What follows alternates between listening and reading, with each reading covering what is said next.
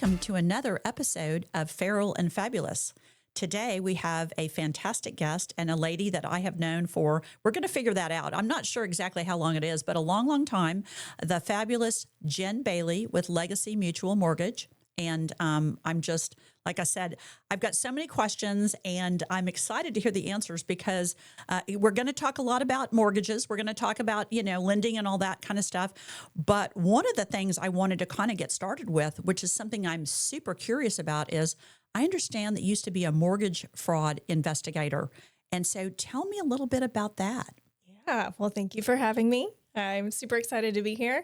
So going back to investigating mortgage fraud, I did it 2008 to 2014. Wow. Okay. I didn't even realize it was that long. Okay. Yeah, for a long time. Okay. And if you remember the 2008 financial crisis.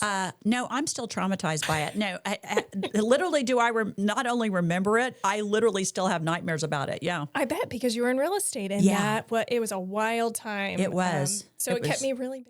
Yeah, it was the Wild Wild West. It was. So basically the way it worked was, PMI companies, private mortgage insurance companies. Yes. They were our client. Okay. They hired us because if I could find mortgage fraud, then they wouldn't have to pay the claim to the lender when someone defaulted on a mortgage. So if someone defaulted on a mortgage and they had committed mortgage fraud, if anyone in the transaction, the realtor, the title rep, the appraiser, the loan officer, anyone committed mortgage fraud, if I found the fraud, the PMI company wouldn't have to pay the claim. However, my secondary client was the FBI because they would want to then go prosecute. So they would take all my reports and first they'd go to the PMI company and then we'd turn them over to the FBI and then they would decide who to prosecute. And then I'd have to cross-reference who was like the repeat offenders who would commit the most mortgage fraud. Yeah. Oh man, it was the most interesting job on the planet. I loved it. Gosh. No. That definitely, like I said, it sounds like, was it nerve-wracking? Was it as nerve-wracking as it sounds or was it just kind of like just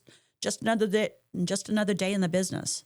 In the beginning, it was never nerve-wracking. It was more like a combination of exciting and interesting. It was very interesting, but really sad. Yeah. Because I'd have to interview everyone involved in the transaction. And usually the home buyer has lost the home. They didn't know fraud was committed. They didn't know they couldn't afford the mortgage payment. The loan officer was the main offender. Okay. Almost always. Really? That's what that was my next question is, in a mortgage fraud situation, who is the typical offender? Almost always the loan officer. Now, sometimes it would be the appraiser.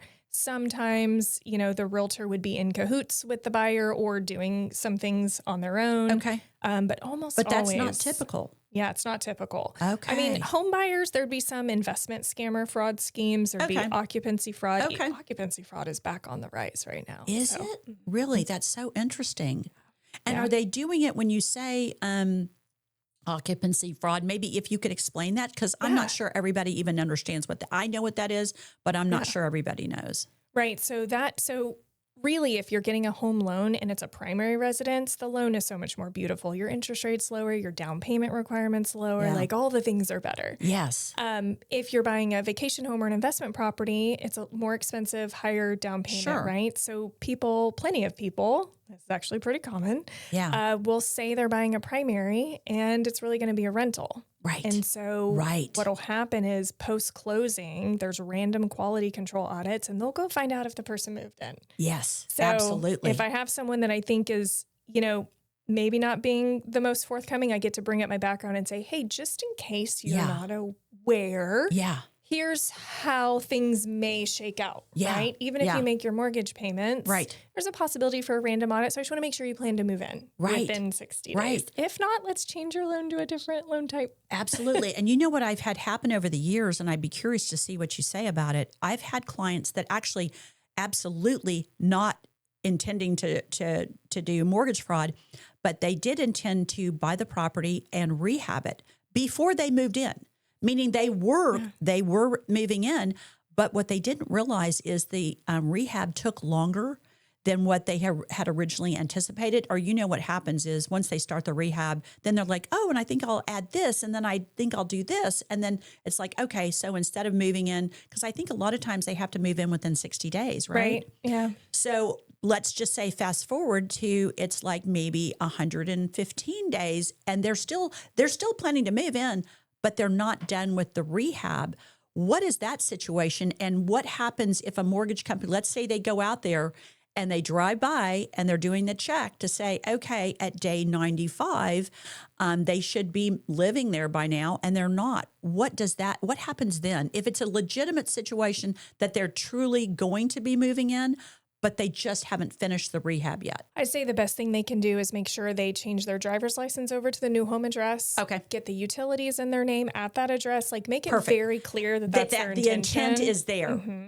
That's they're a great point. investigated, make the case. Like, say, hey, look, it was supposed to take 60 days. It took, 120 or whatever. Absolutely. Because there's common sense involved in investigating mortgage fraud. And if it's not clear intent to commit fraud, then you're probably going to be fine. That's what I kind of thought. And in the situation that I was talking about, it ended up being just fine. They did go by and they did see, I don't remember the exact dates on it, but it was beyond the 60 days of when they were supposed to be.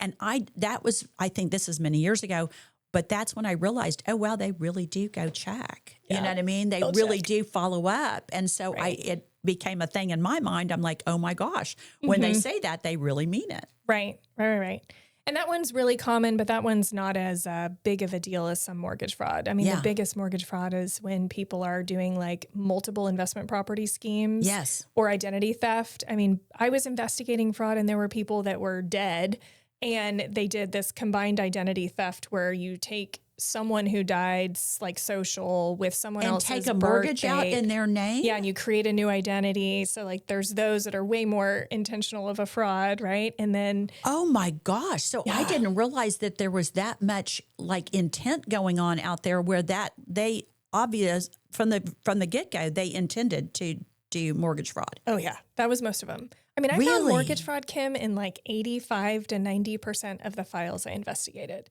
which is insane. Now, that doesn't mean on 85 to 95% of the loans that were done. That's those that have defaulted. I understand. Missed a payment. Yes. Then it goes to me to investigate. Yeah. So, I mean, how many of those obviously were maybe there were mortgage fraud on that they just didn't default? So if they didn't default, then you're not going to have as likelihood a chance of getting caught, right? Right, because those are only, then you'd have to be picked up for a random quality control audit. Which does happen. Which does happen. Which does happen, I know. But wow, I've already learned something. That's so interesting. It was super interesting. The most interesting one I did, I can't say who it was because this is a well-known person, but he was the head of a private U.S. military force, and he was a repeat offender. Lots of mortgage fraud. And oh my gosh. We were talking to Blake about it, my husband. Yeah. And he was like, you've got to be kidding me. And so there was some news coverage, so news coverage had started that there was going to be an investigation into the mortgage fraud, and it just kind of dissipated. I was like, wow. I wonder whatever happened. Yeah, funny how sometimes things just float off into space or whatever. If you've got the right dirt on certain people, things might just disappear. That's amazing. But yeah, I mean, I had a lot of very well-known people in the industry and also not in the industry in terms of just being in real estate that were committing mortgage fraud. But most of my clients, to be honest, because I was investigating mortgage fraud across the whole country, I had a lot in California and a lot in Florida. Like, those were the worst. I even had a friend that was a loan officer in Florida. I was like, hey, I'm investigating mortgage fraud. Like, be careful. Yeah. And he was a shady, I mean, I'm sure he committed fraud. He's just that personality of like, oh, wow. He was in Miami. So interesting. Yeah. Okay. So California and Florida being big offenders? Huge. Yeah. Okay. Mm-hmm. How about Texas? Where do we fall? There was plenty of mortgage fraud in Texas. Okay. If I had, I don't remember the exact lineup, but I know California and Florida were the biggest offenders. Sure. But because of the size of Texas, overall, we're just going to have a lot here too, just because we have a lot in real estate. But there was plenty of fraud here. Yeah. Oh, I'm sure. Thank goodness. I'm sure. Sadly, there's plenty to go around everywhere. So, oh my gosh. Yeah. Any really, besides the one you already gave us, any other really crazy stories in mortgage fraud that were just outside the box, a little different and completely surprised you? Because it sounds like after you did it a while, you weren't that surprised anymore. No. But was there ever a deal that came along that you're like, what the heck? Just people that are dumb. That's dumb criminals? Loan officers that were dumb that would, let's say, fake a pay stub. But they wouldn't calculate taxes correctly. So all I'd have to do is bring out a calculator. They were dumb criminals. Dumb criminals. Okay. I'm like, you're a loan officer. You can math, at least if you're going to commit fraud.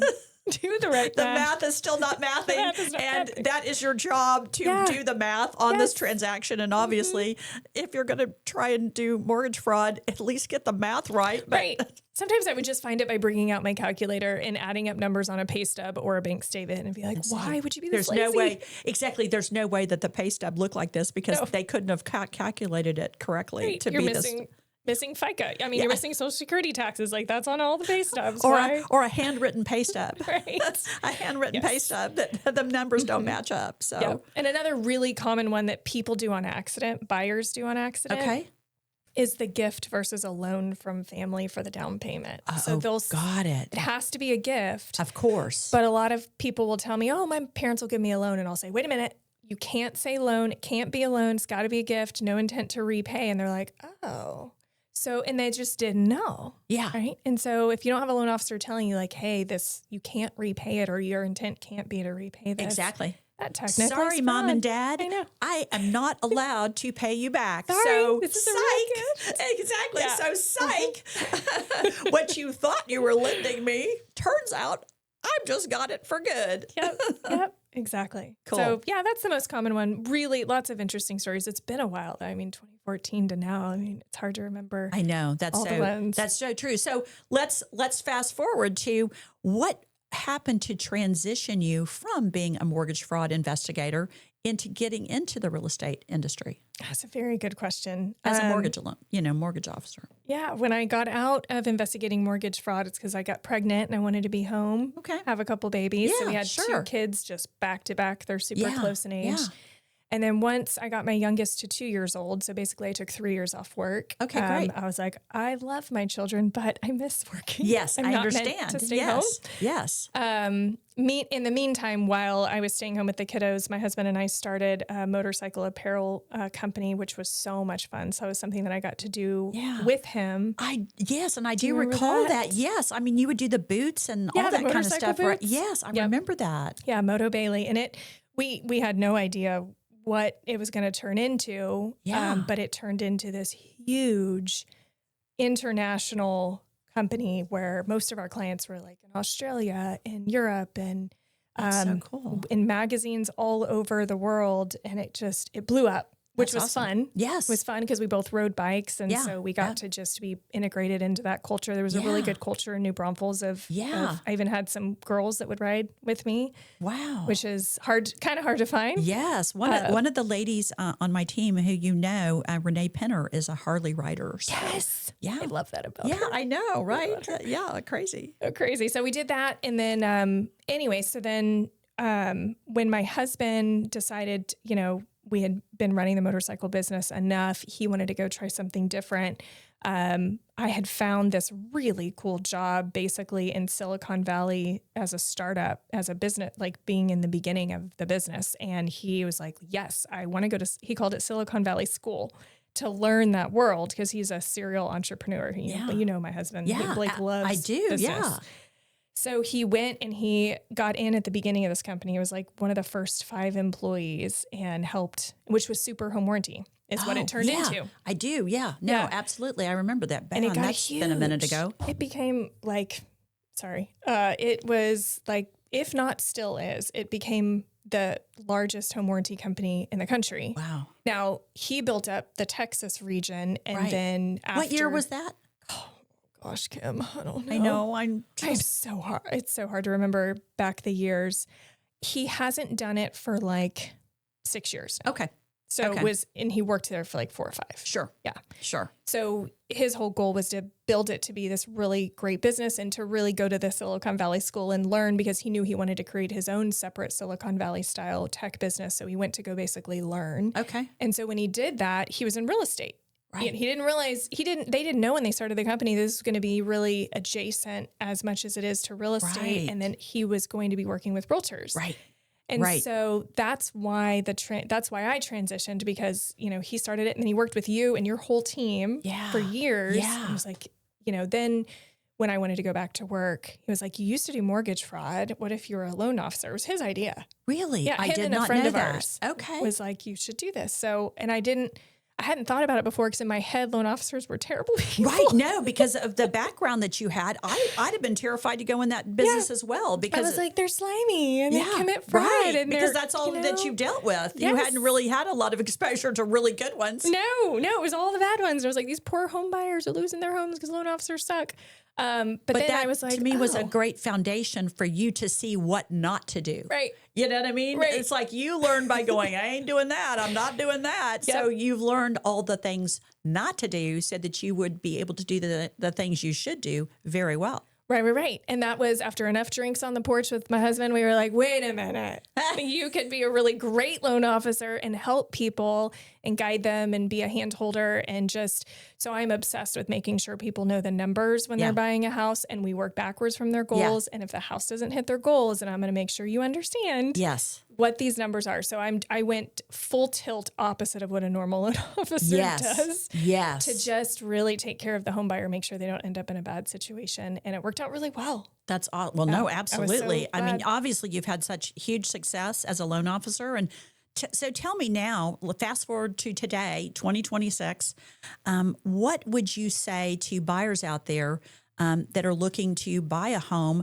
Like, what kind of products are out there? Because I know that one of the things you're really good at is fitting the product to the buyer, to the client, and figuring out what best suits their needs. Because what is good for Sue Smith is not necessarily going to be what's good for, Frank Jones or whatever. And so how do you go about doing that? And, tell me a little bit about that. Good question. So I am very, I have a systematic process, and I have certain questions the clients have to answer when I visit with them. So when I first get the initial client introduction, I'm asking these questions. Then I'm asking them again during our pre-approval meeting. But the questions are, what is your monthly payment goal? What is the max you're willing to pay for the perfect house? What is your out-of-pocket goal? And what's the max out-of-pocket goal? Those four things, and your timeline. So like those 5 things alone tell me a lot about this person. Okay. Is it going to be a long-term house, short-term? So once I understand their goals, then I know what to put them in. Right. And they apply, and then I see, okay, you qualify for, say, these 3. Right. Here are the pros and cons. Right. And I explain it to them, and I let them, ultimately it's their money. I let them make the choice, but I guide them by saying, you told me you wanted this. This is the product and the price point that helps you fit the goals. But you can also do these other things. Let's talk about pros and cons. What do you want to do? So it's very catered to each individual person. I love that. It's not a normal, you go to One a big bank, you get a letter, and there's no guidance. Don't even get me started on the one size fits all mortgage. Some of the big guys, I mean, it makes me crazy because I feel like clients, they see an ad for Wells Fargo. I'm not to throw them under the bus, but I'm just as a big box lender, I just feel like that they don't even know. They just log on and then they get whatever they get, and they have no understanding of whether that particular product fits their needs specifically. It's just, here's a loan. I know. Boom. This is, you just get what you get, and you don't get any say-so, and you don't have any input into, what would maybe be best. Right. And these big banks, they're great at checking and savings and certain products that they Sure. do. But mortgage is absolutely. its own... They all have a role to play. Mm-hmm. But I feel like when it comes to mortgages, I feel like that one-on-one relationship, rather than just some unknown person behind the curtain, I think is just a better deal. Oh, yeah. And one of the other things I added years ago for all of my clients that I now do, I go well beyond the normal stuff. So I help them protest property taxes every year, file homestead and VA disability exemptions, no lending fee refinances, shop homeowners insurance, redo it, reshop it every year. So initially buying the house, helping them save as much as possible when they do that, right? Sure. And I get to shop interest rate, which is one of my favorite parts of my I know. job. I love that. I love being able to do that because we're a wholesale lender, so it's such a cool part. Can you explain real quick, just because for the audience, what does a wholesale lender mean? Yeah, so good question. People get real confused because there's so many different types of lenders. You got like big banks and credit unions kind of in one bucket, and they only do limited things, and they lend their own money, and they have, only their interest rate, right?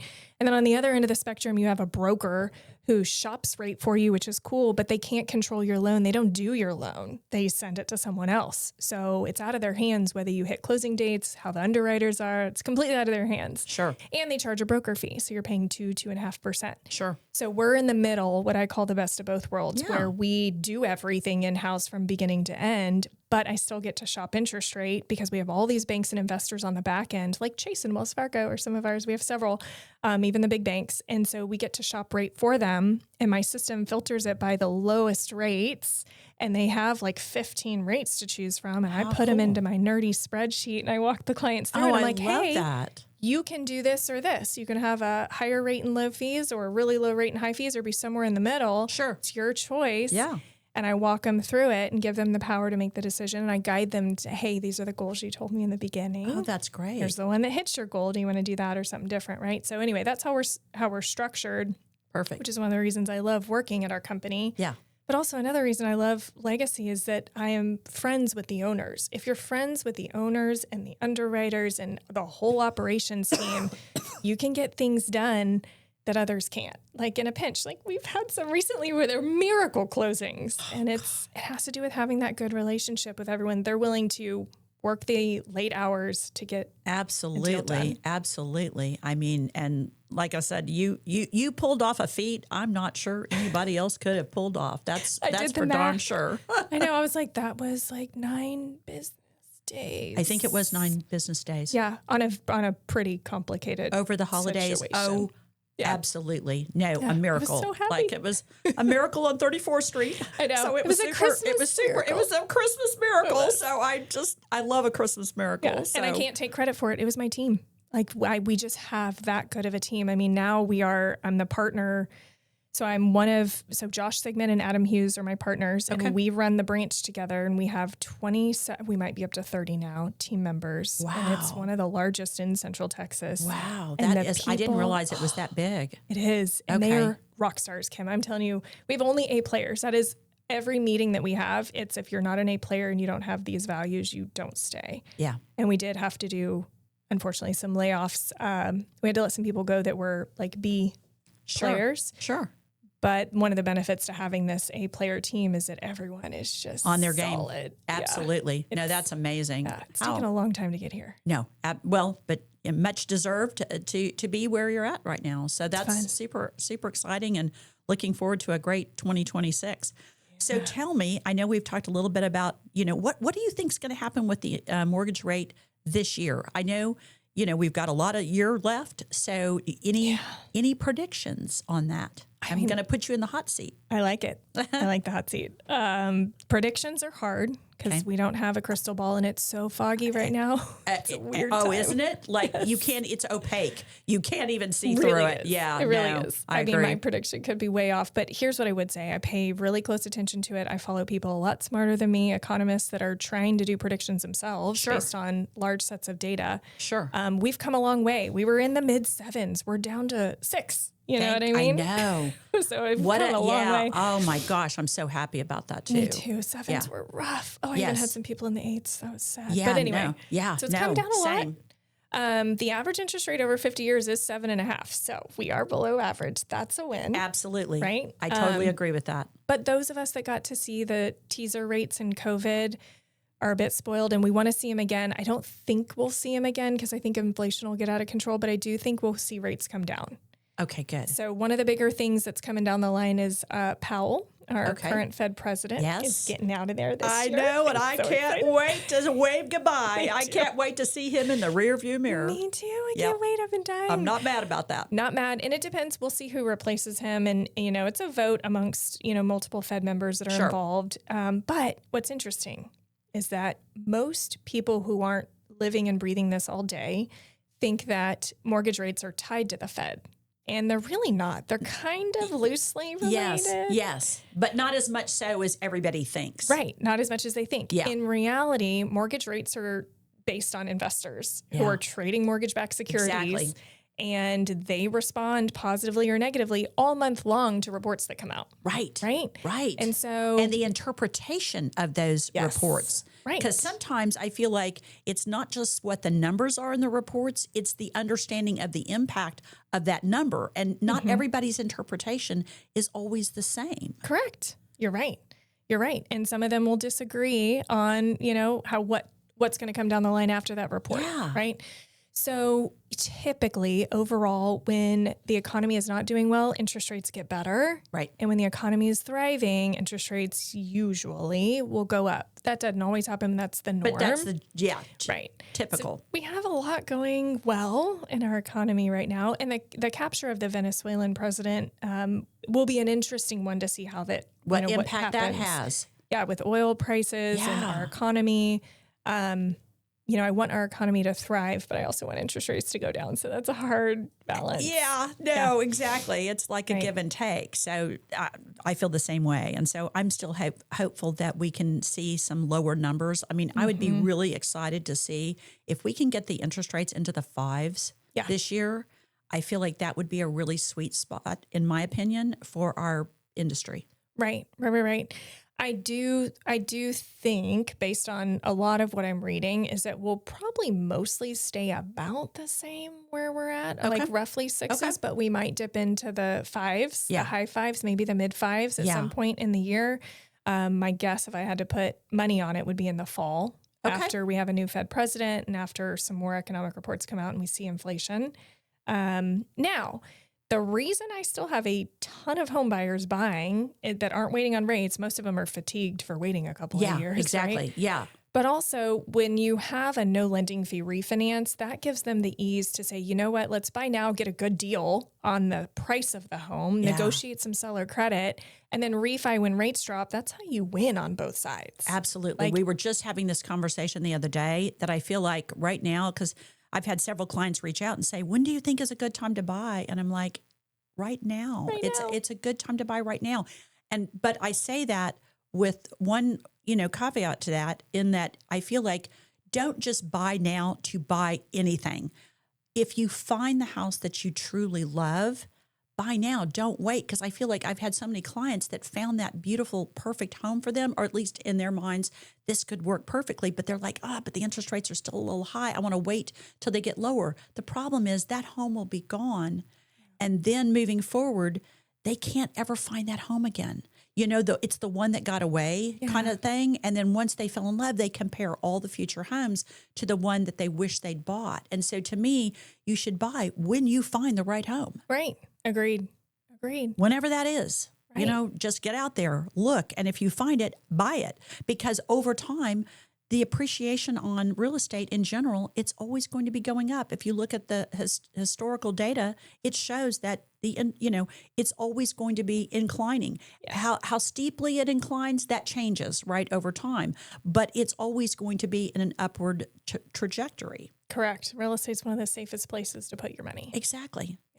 So I just feel like, if anybody out there is on the fence, get off that fence. Yeah. Make it happen. Make it rain. Best time to buy was yesterday. Absolutely. Yes, exactly. So true. So very true. Well, this has been so enlightening. And I do want to ask you one thing, though, before we go to the next segment, in that, what do you guys like to do in your fun time? Because fun time, because I know you've done such interesting, crazy things for a living. So I want to know, what crazy things do you do in your off time? Oh, I'm so boring now. We were fun. We had so much fun in our, back when we were in our early 30s, I would say. Blake and I did we had a lot of fun. Awesome. Now, I love it. Parents, I love it. Now our kids are really fun ages. So our kids are 9 and 11, and our favorite thing to do is just hang out with them.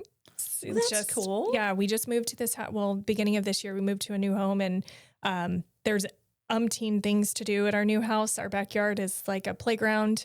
And we just spend a lot of time with the kids outside swimming, even in December.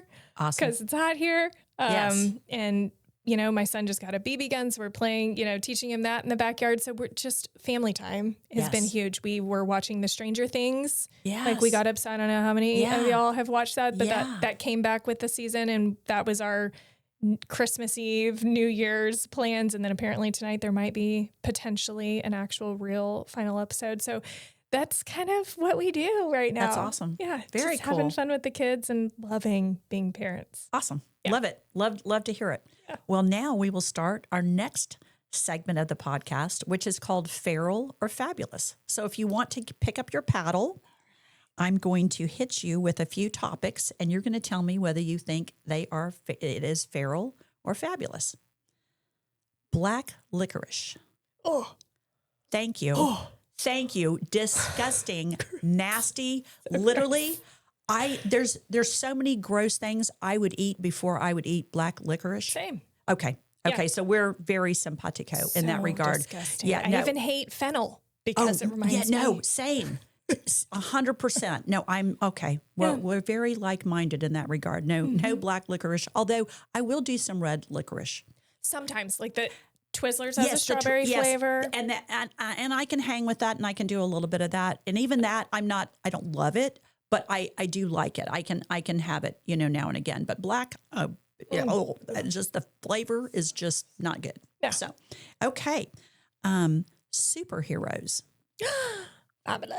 Awesome. Yes, awesome. we love Especially if you have, Avengers. especially since you have kids. I wondered if that would be a thing, you know? yeah. So do you guys see all the superhero movies and all that stuff? We did. They're kind of out of that phase now. My kids are savage. They want to watch scary, dark movies. My husband showed them John Wick when they were 7 and 8. That was, so they're a bit savage. Oh my gosh, that's crazy. No more superheroes. Yeah. I love it. But no, very, very cool. Okay. Gardening. Ooh, fabulous. Okay. I'm terrible. Can't do Okay. it. But you I've like tried. it. But you enjoy it. I love it. So Okay. herbs is what I've determined I can keep alive. Herbs. And see, I love the idea of gardening. Like I would love to have a garden. Like I would love to have fresh herbs. And that to me just sounds like the most amazing thing. I hate it. Like literally, I just, the idea and digging in the dirt, other than Peter Gabriel in the song, I don't want to have anything to do with it. You know what I mean? I do not want to dig these nails in any dirt. Oh, good point. Yes, it'll get very dirty. Yes. I mean, and I know you can wear gloves, but I don't know. I'm just I'm not a gardening fan. So, but I love the idea. And I love to watch other people. Like I could watch you garden all day long, and I could watch Martha Stewart and whoever else out there gardens. And I think the idea of a garden is fabulous, but just, not me. I just don't have the patience. Yeah. I love it. I can dig in the dirt. I don't mind planting them, but I don't have the patience to watch it grow. Okay. We bought all these trees that were supposed to produce fruit. And we later found out it takes like 3 or 4 years. We're like, we just let them all die. We're over it. No, I totally get that. No, for sure. For sure. Okay. War movies. Ooh, it's kind of depends on the movie. You know what? I'm very similar to that. I'm curious to see what your explanation is. If I watch it with Blake, my husband, then I love it because of his long background in Air Force and all the things he did, he gives me a good perspective. Absolutely. Of course, with Dave. Yeah, with Dave, 27 years in the Army, obviously, totally I relate to what you're saying about that. Watching with him is a whole different perspective. Right. He'll pause and be like, that's no, this is real. No, he'll go, and I'm like, okay, this is helpful. Yes. Yeah. No, totally get that. And, but for me, as I've gotten older, I've had a hard time watching them because of the reality is I feel like when I watch a regular movie, I'm like, oh, but this didn't really happen. It's just make believe. Mm-hmm. So I can be okay with that if somebody gets killed because it's like, oh, but it didn't really happen. But with war movies, most of the time it did really happen and it represents, what's happened. And so for me, I get really sad. So for me, that's a little bit of the feral side of it that is just a little. I would agree with that. I don't like to be sad when I watch a movie. Exactly. So, okay. Thunderstorms. Fabulous. Me too. I will sit on the back porch and watch them. Yes. Mm-hmm. Okay. Me too. I love a good thunderstorm for sure. Same. And I know a lot of people are like, oh my God, they freak me out. But no, especially in San Antonio, because we can have some flooding and all kinds of stuff. Right. But I feel like I don't want to be out necessarily driving in one. Right. But I'd love to be at home watching one or seeing one roll in, I would love that. And a whole new perspective now that we moved out to the country because we're in Spring Branch now, and thunderstorms out there are really pretty because you can see far. Because you've got a longer range of vision, I would think. To rolling in from really far away. Oh, how amazing. That's so cool. I love to hear that. No, I love it. I love it as well. Okay. Last one, deep sea fishing. Oh, okay. So I'm going to say fabulous. Okay. I've never done it. Oh, okay. Always wanted to. Almost did a couple of years ago. We ended up canceling that trip. But my husband used to be a deep sea diver. He was a commercial diver. Did you know that about Blake? No. Oh. Yeah, he was one of those crazy people that did He's the most like dangerous job MacGyver. in the world. No, he's like MacGyver. I mean, literally, is there anything that guy has not done? I don't think so. No, I don't think so either. Yeah, he's finished the bucket list. That is crazy. That is so crazy. But the fish that he has told me about that he saw that would go mess with him when he was down there, and really dolphins was the crazy thing that he told me was the most dangerous, which is wild. They'll grab their umbilical cord and rip a diver up and kill him, which is crazy. But some of the fish he's described to me when he was mostly in the Gulf of Mexico, but I've always wanted to go deep sea diving. Yeah. Or not deep sea diving, deep sea fishing. Yes. After he's described to me how it's actually really clear at the Gulf of Mexico if you take a charter out there, and I love fish. Yeah. I would have a lot of fun. Me Haven't done it. too. Oh, Someday. no. I grew up deep sea fishing. I absolutely love it. And we're going to have to go together. We're going to have to Deal. plan a trip and head to the coast because, like I said, I love deep sea fishing. And Dave wasn't really that, he wasn't that aware of it or into it. Yeah, he grew up fishing, but he was more of a freshwater, fishing person. So now I love to go out in the ocean and go way far out and catch a sailfish or a marlin or something like that. That's so cool that you've done Cool. that. I All love right. that. Well, cool. You have to give me We've some got tips. 'Cause I'd love to do absolutely. it. We've got a plan for 2026 and beyond. So, Deal. cool. Well, thank you so much for being here today as a guest on the Feral and Fabulous podcast. And we will see you guys all next time on the next episode. Take care.